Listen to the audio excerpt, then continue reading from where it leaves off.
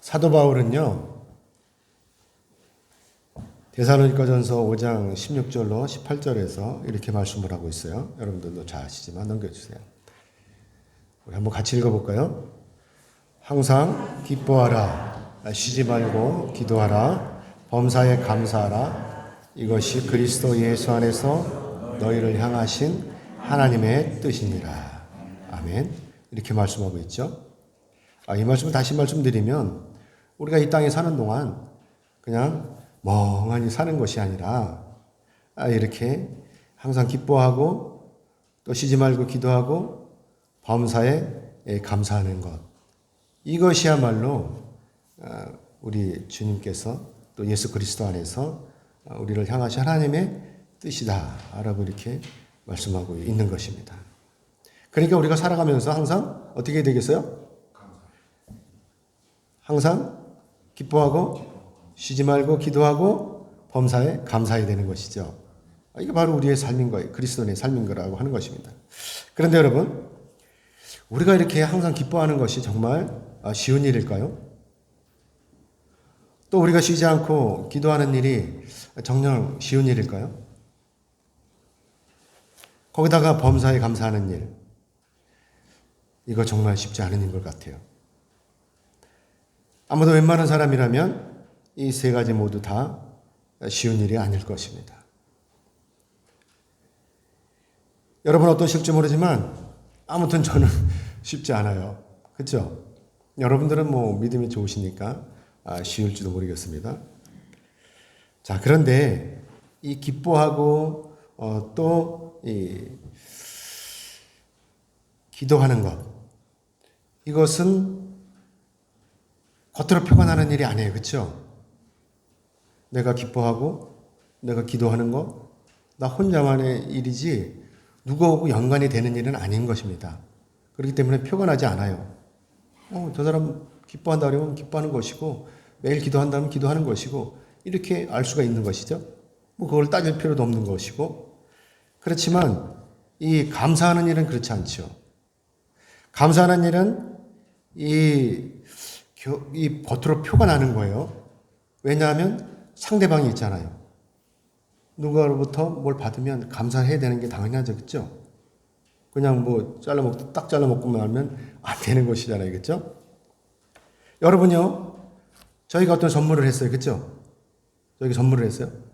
그런데 제가 그 선물을 받고도 여러분에게 한마디에 감사도 하지 않는다면 여러분 기분 나쁘겠죠? 그렇죠? 여러분 대신 속이 엄청 상하실 것입니다. 자, 우리나라 사람들은요, 이 성격상 감사하는 거에 대해서 좀 인색해요. 감사하는 거. 저도 그랬었는데, 이렇게 어디 가다가 부딪히고, 그러면 뭐라 그러겠어요? 승질내겠죠. 근데 기분 좋은 사람은 밟혀도 부딪혀도 감사하다고 이렇게 얘기를 한다고 하는데, 외국인들 있죠? 외국인들은 이 감사가 입에 뱉죠. 그렇죠?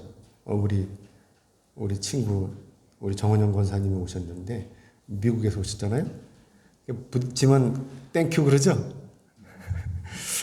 우린 잘 안 해요. 숙달이 잘 안 돼서. 근데 외국 사람들은 이 땡큐 소리를 참 잘해요. 그래서 저는 요즘 생각하기를 빈말이라도 좋으니까 항상 감사합니다. 이런 말을 하고 살아야 되겠다. 이런 생각을 했어요. 여러분도 마찬가지죠. 감사해야 되겠죠. 오늘 본문 말씀 보면요. 예수님께서 예루살렘으로 이제 가시는데 사마리아와 갈릴리 사이로 지나가다가 한 마을에 들어가셨다라고 이렇게 말씀하고 있어요. 넘겨주세요. 사마리아와 갈릴리 사이. 이렇게 우리 그림을 보면 사마리아 이렇게 보라색이 있고 그 위에 이렇게 갈릴리가 있죠.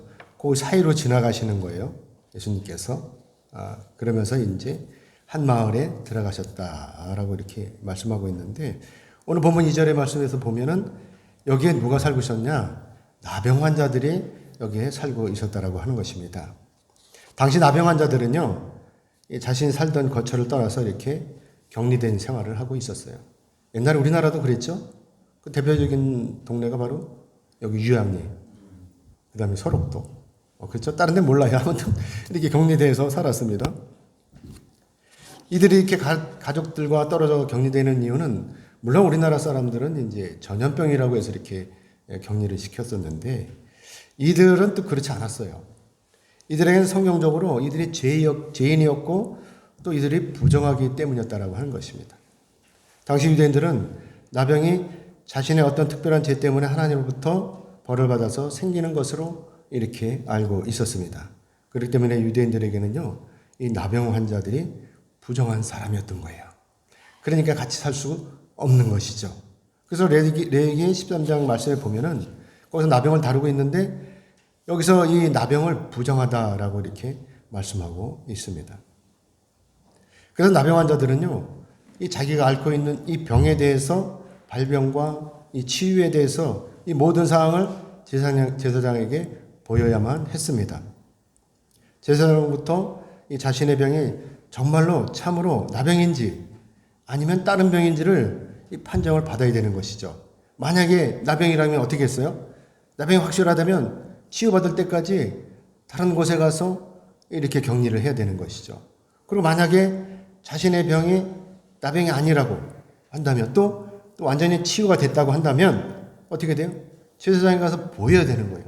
보이고 나서 완치 판정을 받고 이제 자기의 일상생활로 돌아가게 되는 것이죠.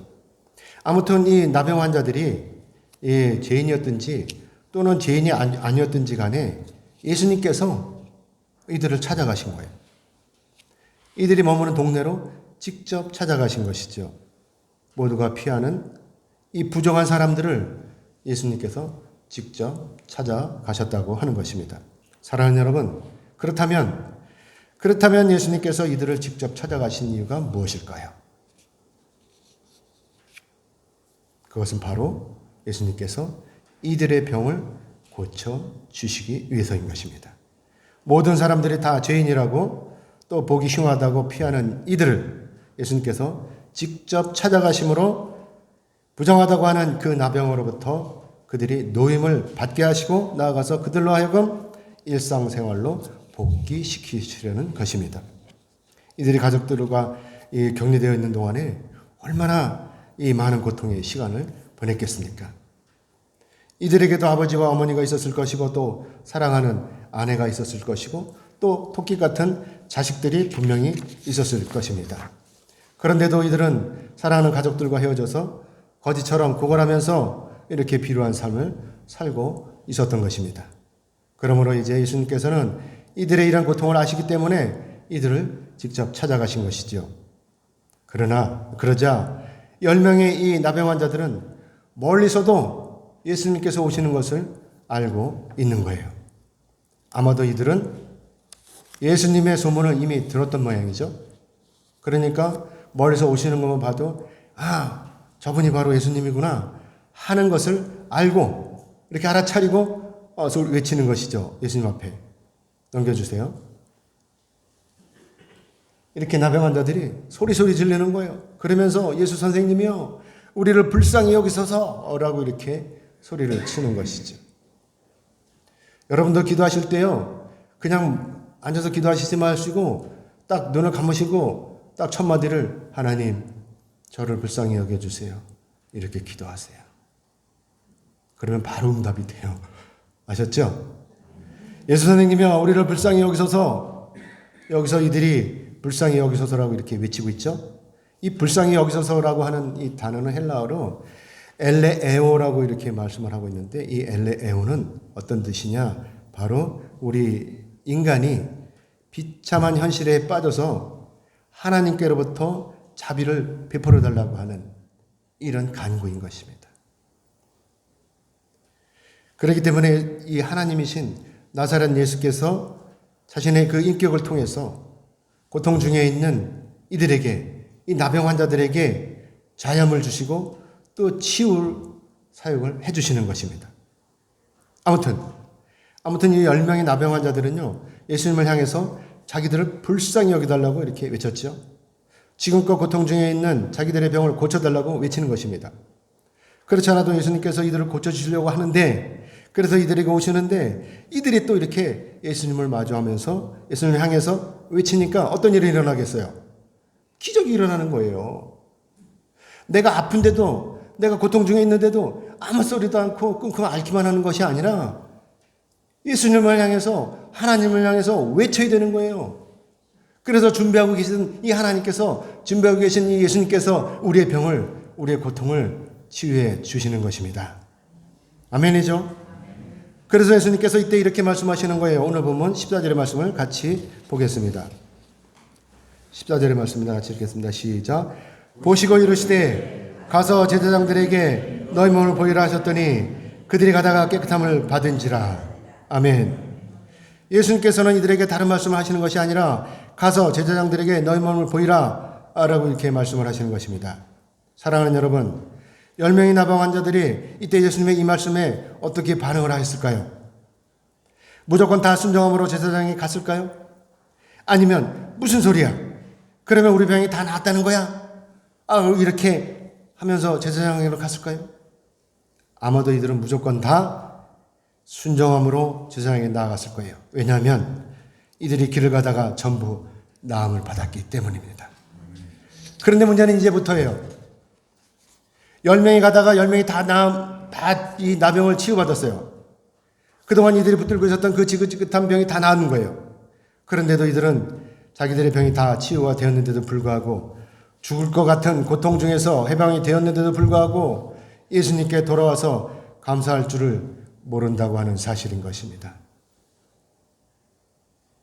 자기의 병을 고쳐받았으면 누군가에게는 감사해야 될 거 아닙니까? 의사가 수술을 해서 치유가 됐으면 의사에게 감사를 하든지, 또 담임 목사님이 기도해갖고 치유가 됐으면 담임 목사님한테 감사를 하든지 해야 되는 것이 아닙니까? 근데 안 하는 거예요. 그래서 오늘 본문 15절의 말씀 같이 보겠습니다. 15절 같이 읽겠습니다. 시작. 그 중에 한 사람이 자기가 나은 것을 보고 큰 소리로 하나님께 영광을 돌리며 돌아와 예수의 발 앞에 엎드려 감사하니 그는 사마리아 사람이라. 분명히 10명이 다 치유를 받았습니다. 그러나 그 중에 한 사람만이 이렇게 하나님 앞에 영광을 돌리면서 하나님 예수님께로 다시 돌아온 것입니다. 그러면 나머지 9명은 다 어디로 간 것입니까? 그렇습니다. 이들은 다 자기들의 일상생활로 돌아간 것입니다. 그동안 이들은 자유로운 일상생활이 얼마나 그리웠겠습니까? 물론 자기 가족들이 제일 보고 싶었을 것입니다. 그리고 또 무엇보다도 건강한 자기 모습을 자랑하고 싶었을 것입니다.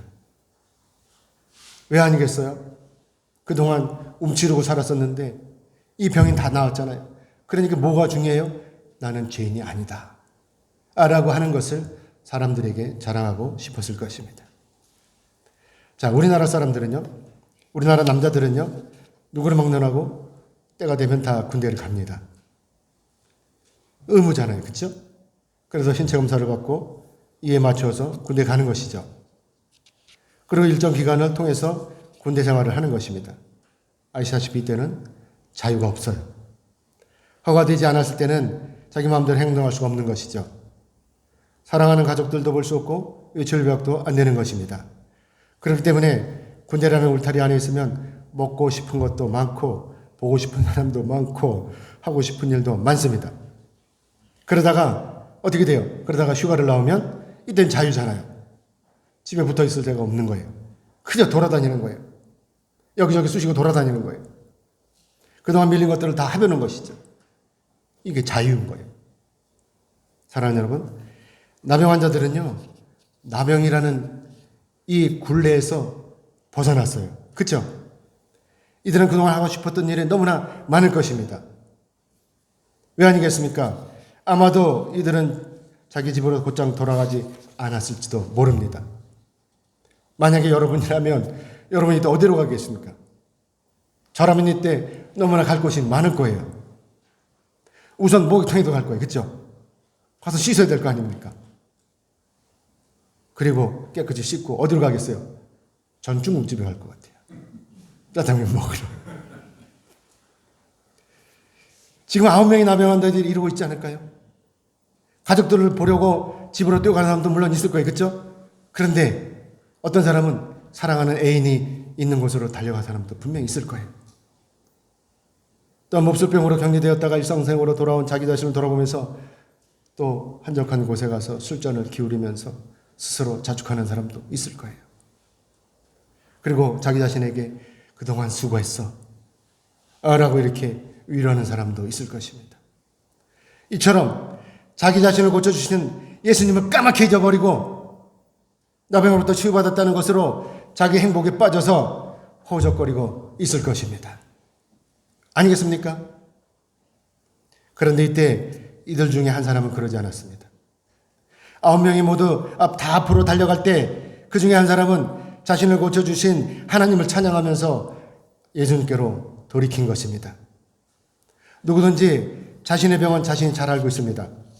자신이 앓고 있는 병이 불치병인지 아니면 의사가 고칠 수 있는 단순한 질병인지를 분명히 알고 있을 것입니다.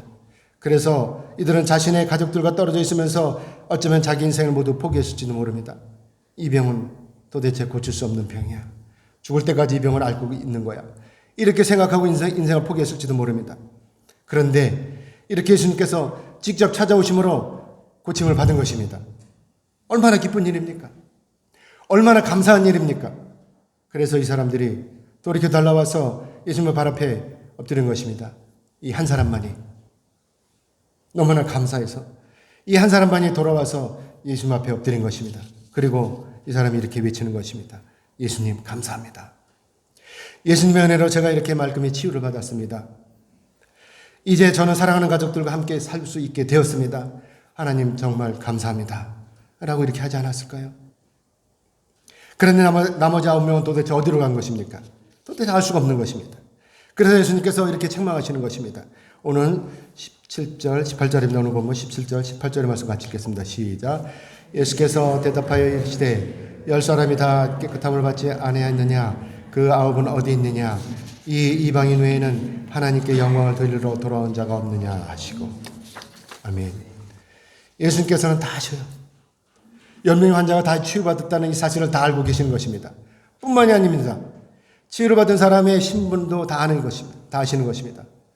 어떤 사람이 유대인이고 어떤 사람이 사마리아인인지 어떤 사람이 이방인인지를 다 알고 계시는 것입니다. 정작 하나님의 백성이라고 자랑하던 그 유대인은 다 가버렸어요. 그렇지만 이방인이라고 무시했던 이 사마리아 사람만이 이렇게 혼자서 예수님께로 다시 돌아온 것입니다. 그래서 예수님께서 이것을 지적하시는 것입니다. 이 이방인 외에는 하나님께 영광을 돌리러 돌아온 자가 없느냐? 사랑하는 여러분, 예수님의 이 말씀이 사마리아인에게는 칭찬입니까? 책망입니까? 헷갈리십니까? 칭찬이에요? 책망이에요? 칭찬입니다. 그리고 또 여러분은 이 사건을 보면서 무엇이 생각나셨습니까? 하나님의 은혜로 병을 치유받았다고 해서 다 하나님께 감사하는 것이 아니다 라고 하는 것을 여러분 느끼셨습니까? 그래서 예수님께서 이때 엄청난 배신감을 느꼈을 것이다 라고 하는 것을 조금이나마 이해가 되십니까? 저는 이 사건을 보면서 과연 우리 중에는 누가 구원을 받을 수 있을까? 이런 것을 엄청나게 고민했어요. 이 말씀을 준비하면서. 그럼 우리 성도님들이 다 구원을 받을 수 있을까? 이거를 고민하게 됐습니다. 이렇게 예수님 앞에 나와서 예배를 드린다고 해서 정녕 다 구원을 받을 수 있을까? 그렇다면 우리 중에 과연 몇 사람이나 구원을 받을 수 있을까? 라고 하는 것을 고민해 본 것입니다. 아시다시피 우리는 오늘 본문 말씀을 통해서 이것을 알게 되었어요. 어떤 것이냐? 열의 9은 구원을 받지 못한다는 이 엄연한 이 사실입니다. 그렇죠. 오늘 말씀 보면 분명히 열의 9은 구원을 받지 못하는 거예요. 심각한 일입니다. 사랑하는 여러분, 예수님께서는 분명히 말씀하십니다. 자기의 일상 회복을 기뻐하지 않고 하나님을 찬양하면서 예수님께로 돌아와서 이렇게 감사를 드리는 이 사람에게 이렇게 말씀을 하시는 것입니다. 일어나라. 네 믿음이 너를 구원하였느니라. 아멘. 뭐가 구원을 받아요? 믿음이요. 믿음이 구원을 하는 거예요. 은혜를 받았다고 해서, 병 고침을 받았다고 해서 다 구원이 이루어지는 것이 아닙니다. 누구를 막론하고 하나님으로부터 은혜를 받았다고 하면 이 사람처럼 마땅히 은혜를 주신 하나님께 감사하는 반응을 해야 하는 것입니다. 그래야 구원이 완성이 되는 거예요. 이 고침을 받은 사람들, 병 치유를 받은 사람들 해주면은 예수님 앞에 감사해야 되는데 안 와요. 그걸로 끝이에요. 그러니까 믿음이 없는 사람한테 안수해주기가 겁나요. 그 안수받고 고침받고 그냥 가버리면 뭐가 되겠습니까? 영원히 구원을 받지 못하는 것입니다. 손바닥도 마주쳐야 소리가 나는 것이고 병아리가 알 속에서 두들겨야 어미닭이 밖에서 쪼아주는 것입니다. 그래야 뭐가 이루어지는 거예요. 내가 하나님부터 은혜를 받았다면, 내가 하나님부터 치유를 받았다면 마땅히 하나님 앞에 나와서 또 하나님 앞에 엎드려서 감사를 드려야 하는 것입니다. 그런데 9명은 이 예수님께 감사를 드리지 않았어요. 분명히 이들도 이것이 하나님의 은혜인 것을 알았을 텐데도 불구하고 이들은 이 사실을 저버리고 자기들의 일상생활로 돌아간 것입니다. 그러므로 이 9명은 자기 육신의 고침을 받았는지 모르지만 결국 자기 영혼은 구원을 받지 못하고 지옥으로 모두 떨어졌다라고 하는 것입니다. 우리가 하나님을 믿고 예수를 믿는 궁극적인 목적은 바로 우리 영혼 구원에 있습니다. 내 육신이 아무리 멀쩡해도 내 영혼이 구원을 받지 못하면 다 꽝인 것입니다. 이 땅에서 아무리 기름진 음식을 먹고 이 땅에서 아무리 좋은 옷을 입고 이 땅에서 아무리 행복하게 산다고 해도 내가 결국 천국에 이르지 못하면 아무것도 아닌 것입니다. 차라리 짐승만도 못한 것입니다. 짐승은 영혼이 없으니 천국도 지옥도 없지만 우리는 영혼이 있으니 당연히 천국이 있고 지옥이 있는 것입니다. 그래서 믿지 않으면 결국 지옥으로 떨어지는 것입니다. 사랑하는 여러분 어디로 가시겠습니까? 하나님께서 여러분을 반기시는 천국으로 가시겠습니까? 아니면 뱀이 굴거리는 또 유황불이 지글거리는 이 지옥으로 가시겠습니까? 결정은 여러분이 하시는 것입니다. 사마리아인은 하나님을 찬양하고 예수님 앞에 엎드려 감사를 드렸습니다. 당연히 이 사람도 자신의 치유가 엄청나게 기뻤을 것입니다. 그래서 9명처럼 자기 아내에게 달려가서 자랑하고 싶었을 것입니다. 여보, 나 이제 다 나았어. 이제 당신과 함께 살 수 있어. 라고 자기 부인을 끌어안을 수 있었을 것입니다. 그렇게 외치고 싶었을 것입니다. 그런데도 이 사람은 그러지 않았습니다. 자신의 병을 고쳐주신 예수님께 감사를 드리기 위해서 다시 돌아온 것입니다. 사랑하는 여러분 하나님 앞에 얼마나 감사를 드리셨습니까? 그동안 하나님 앞에 감사드릴 일이 없어서 전혀 감사를 못 드리시고 계십니까? 세계적인 신학자이면서 설교가인 또 주석가인 매튜 헨리가 어느 날 강도를 만났어요. 밤에 집으로 가던 길에 이 헨리를 덮친 강도는 이 얼마나 두들겨 팼는지 피가 철철 흐르도록 두들겨 패고 이 헨리가 가지고 있던 모든 돈을 빼앗아 가지고 가버렸습니다. 그런데도 헨리는 빈손으로 집에 돌아와서 제일 먼저 하나님 앞에 엎드려 이렇게 기도를 했다고 하는 것입니다. 하나님, 제가 강도당한 입장인 것을 감사합니다. 또한 제가 빼앗겼으나 생명을 빼앗기지 않았으니 감사합니다. 그리고 또 나를 괴롭힌 그 강도를 위해서 기도할 수 있으니 감사합니다. 하나님, 그가 다시는 강도로 살지 않게 해 주시옵소서. 라고 이렇게 기도를 했다고 합니다. 강도를 만나고도 자기 돈을 다 빼앗기고도 이렇게 하나님 앞에 감사를 드릴 수 있는 헨리의 이 믿음. 이 믿음이 진짜 믿음 아니겠습니까? 여러분 어떻습니까? 아멘이죠? 이제 말씀 맺겠습니다. 하나님께서는요, 우리가 모두 구원받기를 원하십니다. 우리가 구원받는 것은 당연히 하나님의 은혜로 말미암는 것입니다. 결코 나의 수고와 나의 노고로 말미암지 않는 것입니다. 그렇기 때문에 여기서 중요한 것은 바로 홍수가 나서 물에 떠내려가면서도 자기에게 던져진 생명줄을 붙잡지 않으면 결국 물에 빠져 죽는 것처럼 넘겨주세요. 죽는 것처럼 하나님 은혜가 나에게 주어져도 내가 반응하지 않는다면, 이 생명줄을 붙들지 않는다면 결국 나에게는 하나님의 은혜도 아무런 소용이 없는 것입니다. 지옥으로 가는 것입니다. 하나님께서는 우리를 사랑하심으로 독생자이신 예수님을 보내주셨습니다. 그래서 우리가 이 사실을 믿으면 무조건 구원을 받는 것입니다. 여러분 이 사실이 감사하지 않으십니까? 예수를 믿기만 해도 구원받는 이 사실이 너무나도 감사하지 않으십니까? 여러분도 이 사실이 감사하시다면 여러분 매사에 형통할 것입니다. 감사에 형통한 것입니다. 장차 내가 하나님의 나라에 갈 것인데 무엇이 문제이겠습니까? 사랑하는 여러분, 여러분이 하나님부터 은혜를 받은 하나님부터 받은 이 은혜를 세어보시기 바랍니다. 그리고 하나님부터 받은 은혜가 조금이라도 있다면, 세어보니까 조금이라도 있다면 사마리안처럼 지금 당장 하나님 앞에 엎드려서 감사드리시기 바랍니다. 그러면 하나님께서는요, 감사드리는 사람에게 또 감사를 주십니다. 아멘이죠?